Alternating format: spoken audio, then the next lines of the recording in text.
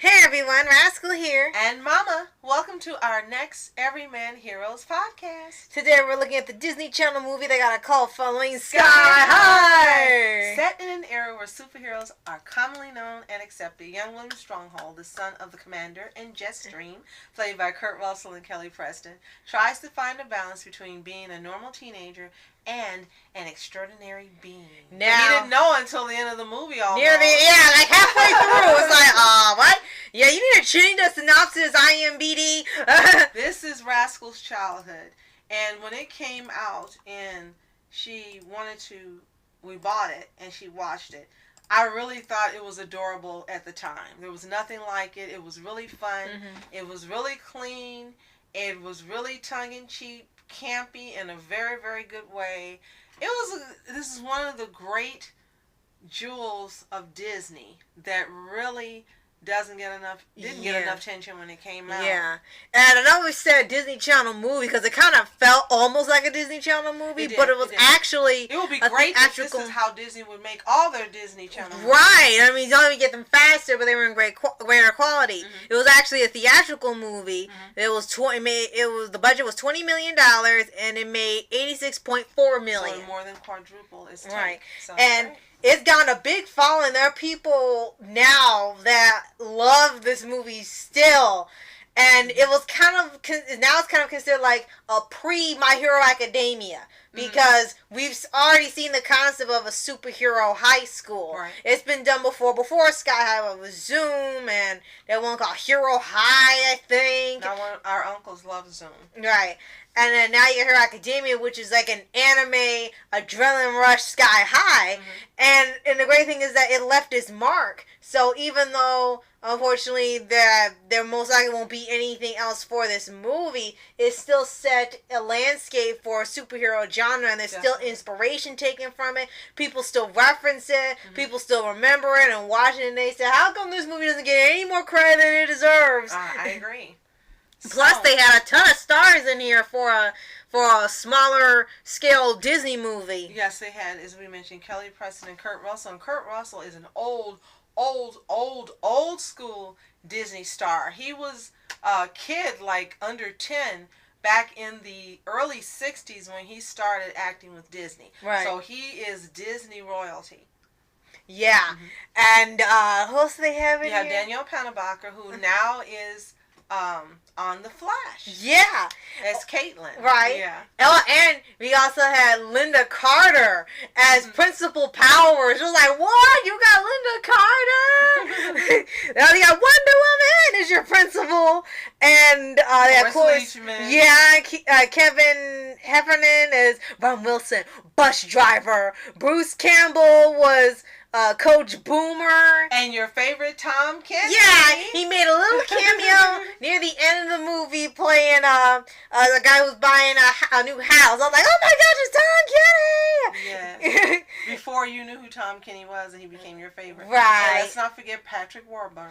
Oh yes, we can't forget about him. Because like I said, they just had so many big stars in here. Now I have to say, Michael Angarano, who was the lead, who was Will Stronghold, I think he did a terrific job.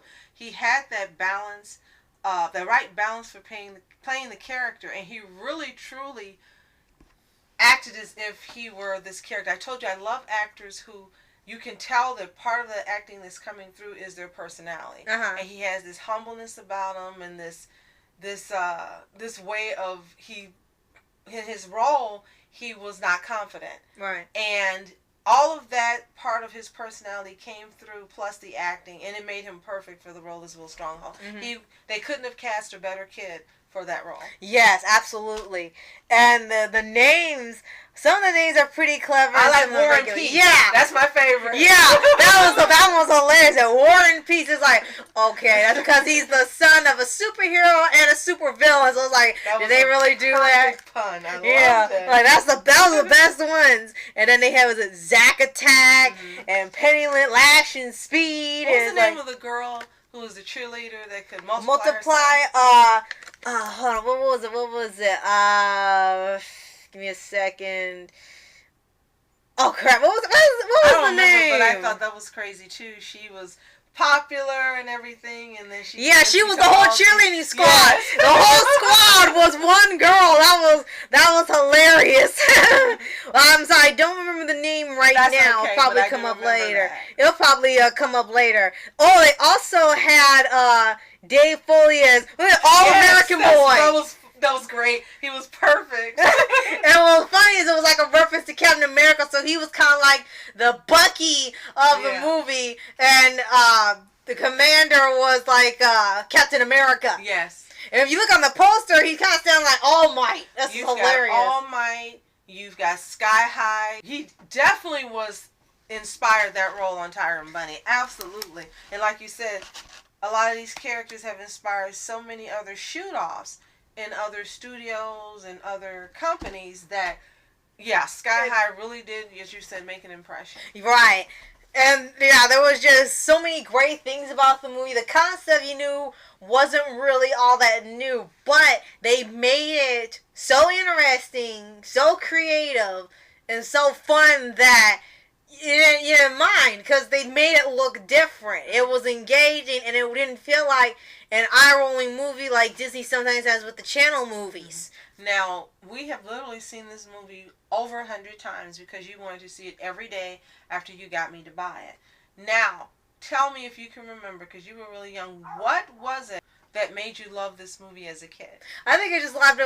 It was so fun, because you know that after I watched Static Shock when I was really, really little, it was my very first super movie. Since then, I love superheroes, no matter who has them, how they're done, where they're done, what time period, in space or on Earth or anything. If it's superhero or if it's surreal and they're not the ones you're used to seeing, it's a whole new twist. No matter how it is, I will watch it. There are times where it's like, it's okay, but at least I gave it a chance. But most of the time, I will love, watch, and stick with any superhero or sci-fi show or movie that I see. Definitely. And Sky High was definitely one of them, because, like I said, it was just absolutely hilarious. I loved it from beginning to end and just couldn't stop watching. It was like, I gotta see it again. I want to see it again. I want to see it again. And every day for months, we watched this movie. And the great thing was, you're loving it. You were the target. But I actually really liked it. The first time I saw it, this really was a great, fun movie. Yeah. So it didn't bother me that you wanted to see this movie 100 times. I watched it with you every time. So I think there were some times you actually watched without me, but the majority of the times I did watch it with you, and it was fun every time. Oh. And we would see something that we didn't see before. We noticed something we didn't notice before. Right. Oh, I just remembered the girl you're talking about. The cheerleader name was Penny Lint. That was the duplicating girl. Right. Okay, finally got it. All right. Now, Penny Lint. Penny Lint. Wait a minute. Like I said, all these names have so many puns. Oh my gosh, or references to the comic books or something. That's what part of what also makes it really, really awesome. As they take the love they have for these comic books, no matter Marvel, DC, way before Disney bought any of them, they were still referencing the stuff they grew up with and they love. Just like the people they do now with My Hero Academia and many other non-Marvel / DC shows, like Tiger and Bunny and One Punch Man. All these shows take inspiration from what they grew up with or what they see, even if they're from across the globe, and they put it in their movies or their shows, and you can see the passion that they had for the characters that they grew up with.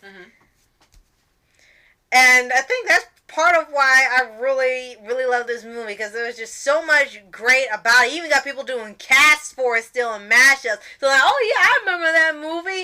And it's like, it's not like something like you forget about years later. That's the movie sticks with you your entire life when you love it that much. And to me, it's like a capsule of time. It definitely is a little capsule of time that makes you remember what 2005 was like in terms of movie making, storytelling, what Disney was about during that time, the actors that were popular. Because Kurt Russell and Kelly Preston were both doing movies back then. Right. And it was great in this movie. Like Danielle Pennebaker, she was an unknown. These were kids that were not known. Right. And it was literally a whole student body of kids that were not big stars in other movies. Right. Oh, definitely got to mention is one thing, as you mentioned, Kurt Russell and the other one, what's her name again? Kelly Preston. Kelly Preston.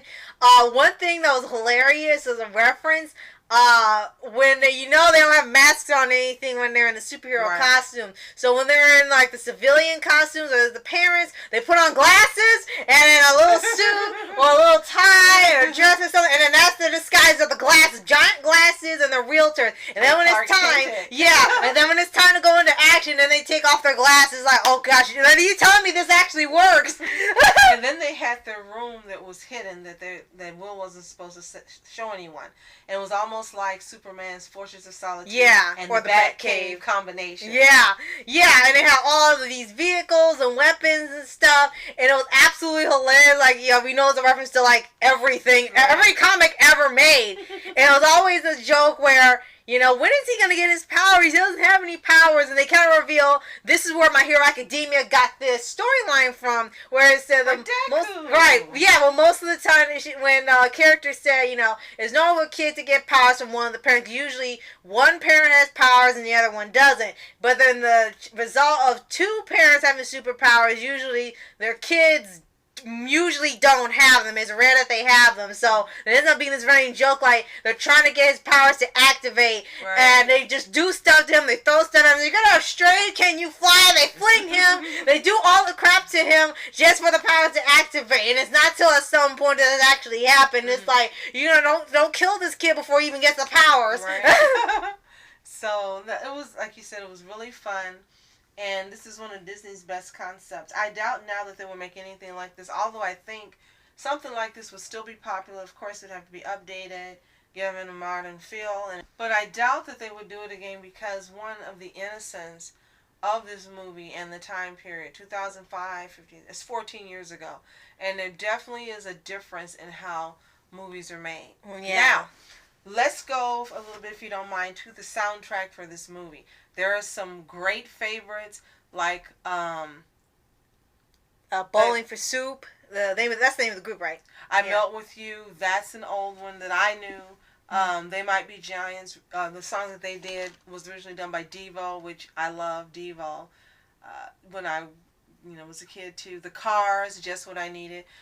Spandau Ballet, oh my gosh, true. Spandau Ballet was my childhood. When I heard that song, when we first watched that movie, I remember you looking at me like, what is wrong with you, Mom? Like, it's Spandau Ballet, it's Spandau Ballet, oh my gosh. And the Go-Go's, Can't Stop the World, done by the Go-Go's originally, and they had someone else redo it. I mean, these were songs that were 80s hits, most of them.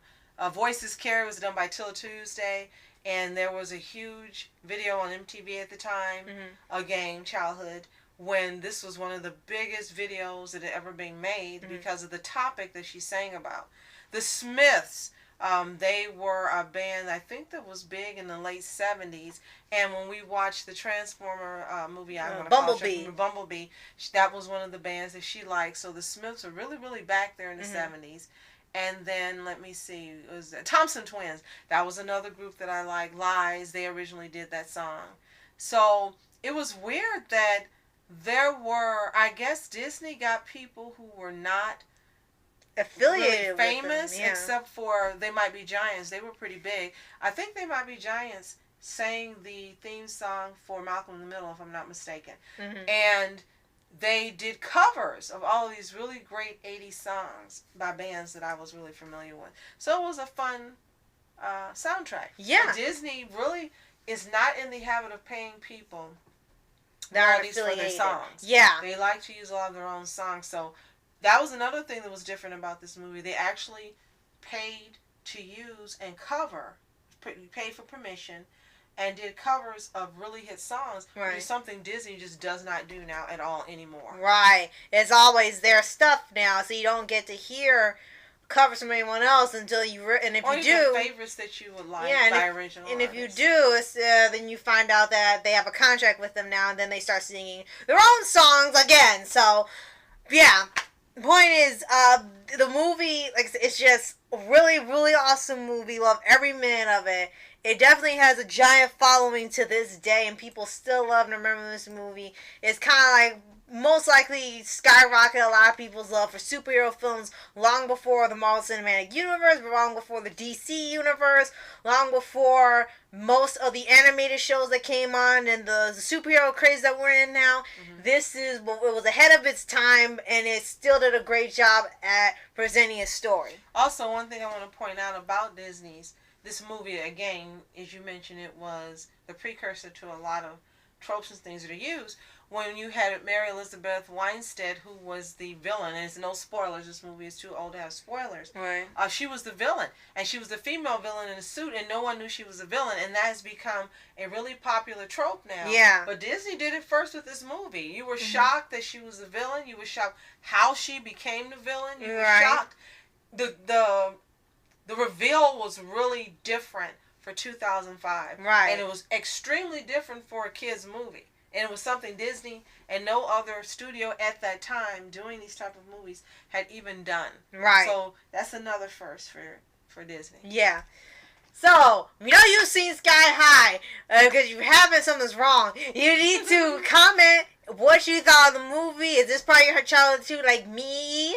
And did you watch it 50 million times? And what impact did it have on you growing up?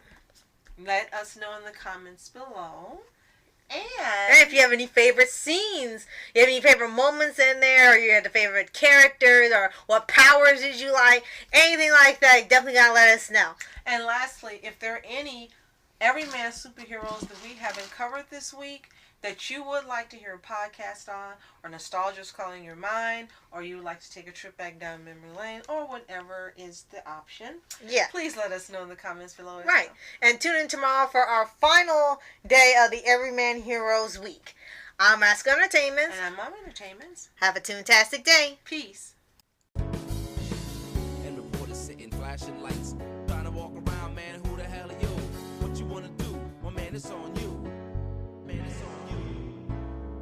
My dreams, she was my queen. A castle in the mountaintops, rivers and streams. Plucking sunlight from the sky in my pocket, give it to you.